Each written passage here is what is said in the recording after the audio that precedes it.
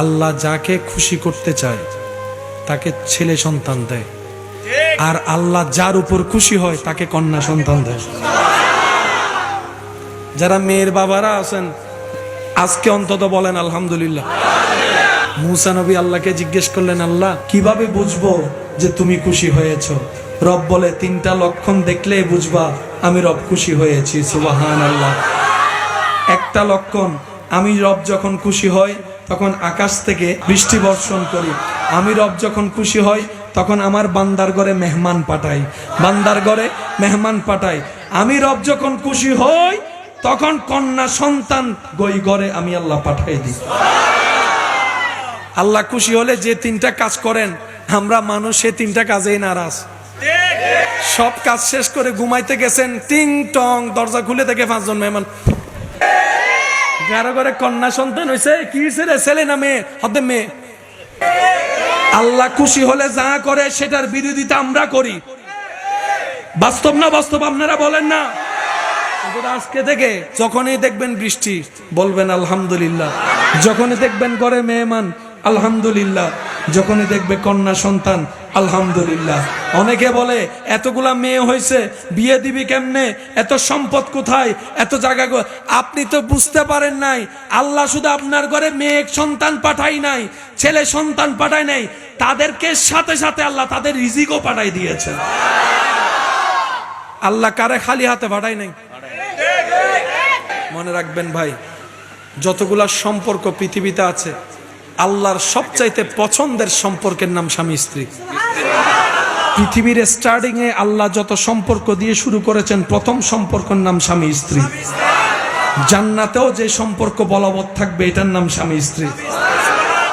সুতরাং যারা স্বামী হয়েছেন স্ত্রীকে মায়ার সম্মান দিবেন, যারা স্ত্রী হয়েছেন স্বামীকে শ্রদ্ধার সম্মান দিবেন।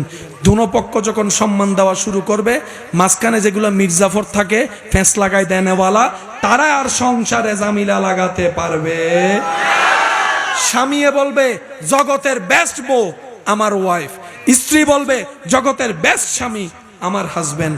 দেখবেন যে আর কোনো জামিলা হওয়ার সুযোগ। আল্লাহ তাআলা আমাদের সবাইকে একটু বুঝে শুনে ঠান্ডা মাথায় জীবনযাপন করার তৌফিক দান করুন। ইমানদার ভাই, আল্লাহর রহমত পাওয়ার জন্য হাজার মাধ্যমগুলো মনে থাকবে। এবার আপনাকে যদি বলে যে নামাজ পড়বেন কেন, আপনি বলবেন রহমত পাওয়ার জন্য। মা বাবার সেবা কেন করবা, বলে যে রবের রহমত পাওয়ার জন্য, রবকে খুশি করার জন্য। সুবহানাল্লাহ। যদি আপনাকে বলে তুই বউয়ের কথা শুনোস কেন, মায়া করস কেন, আপনি বলবেন আমার জীবন সঙ্গী হিসাবে ও শুধু একটা মেয়ে নয়, আমার রবের পক্ষ থেকে দেওয়া একটা নিয়ামত, সেজন্য আমার বউকে আমি মহব্বত করি, মায়া করি, সম্মান করি, কারণ এটা আমার আল্লাহর দেওয়া উপহার। রহমত আসবে কি আসবে না? রহমত যত আসবে, বন্ধ দরজা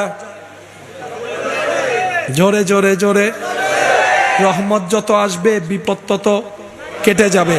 রহমত যত আসবে তত অন্ধকার ঘরে বাতি জ্বলতে থাকবে, জ্বলতে থাকবে। এই পথ চলায় যে এত সহজ বিষয়টা তা না। মিস্টার শয়তান তো সবসময় লেগেই থাকে। আপনি যখন রহমতের ভিক্ষা নেওয়ার জন্য আল্লাহু আকবার বলে নামাজে দাঁড়াবেন, খেয়াল করে দেখবেন এখন তখন এত কিছু টেনশনে থাকে না। নামাজে দাঁড়ালেই যেন সমস্ত টেনশন চিন্তা ভাবনা এক জায়গায় চলে আসে। এবার বান্দা ভাবে 10 মিনিট আগেও তো এত চিন্তা মাথায় ছিল না, এখন কেন আসলো? মন উত্তর দেয়, এতক্ষণ তুই তো রহমত নেওয়ার জন্য আসিস নাই, এখন যেহেতু রহমত নিতে আসছস, পেট কামড়ানো শুরু হয়েছে শয়তানের, তো শয়তান করতেই থাকবে। মনে রাখবেন, শয়তানের কাজ শয়তানে করুক, বান্দার কাজ বান্দাই করুক। সুবহানাল্লাহ। আমরা কেউ পারফেক্ট নই, 100-এ 100 আমরা কেউ নয়, এটা আমরাও জানি, রবও জানে। তাই রব বলে তোরা 100-এ 100 পারবি না, আমি জানি। বান্দা মন থেকে করার চেষ্টা কর, তোদের চেষ্টাটা যদি আমি রবের পছন্দ হয় সেটাই কবুল করে নিব। সেজন্য বলা হয় ইন্নামাল আমালু বিন্নিয়াত।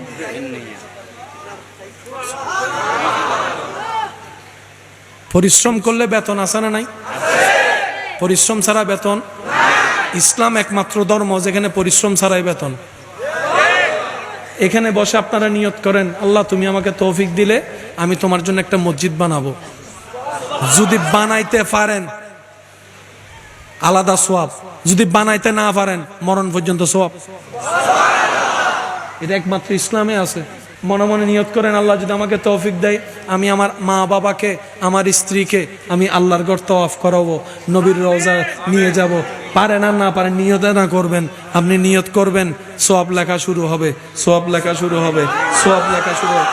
বাম কাঁধের ফেরেশতা বলে, তাই তো এখনো যাই নাই, বিমানেই উঠে নাই, তুই সোয়াব লেখস কোন কারণে? তখন ডান কাঁধের ফেরেশতা বাম কাঁধের ফেরেশতাকে বলে, এরা চুপ কর, এত কিছু করিস না, এটাকে যেমন তেমন উম্মত মনে করিস না, এটা ভিআইপি নবীর ভিআইপি উম্মত, ভিআইপি নবীর ভিআইপি উম্মত, কুনতুম খায়রা উম্মত। এই জাতি অন্য জাতির মতো না, আল্লাহ এদের জন্য স্পেশাল একটা আইন জারি করেছেন।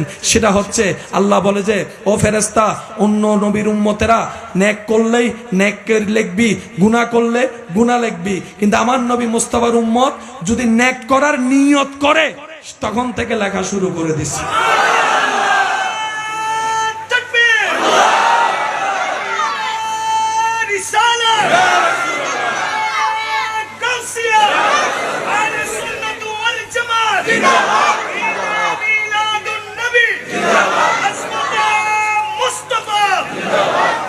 এবার বলেন, আল্লাহর রহমতের দরকার আছে, আল্লাহর রহমতের দরকার আছে। এটা ছাড়া আপনি যতই এসির ভিতর থাকেন, ঘুম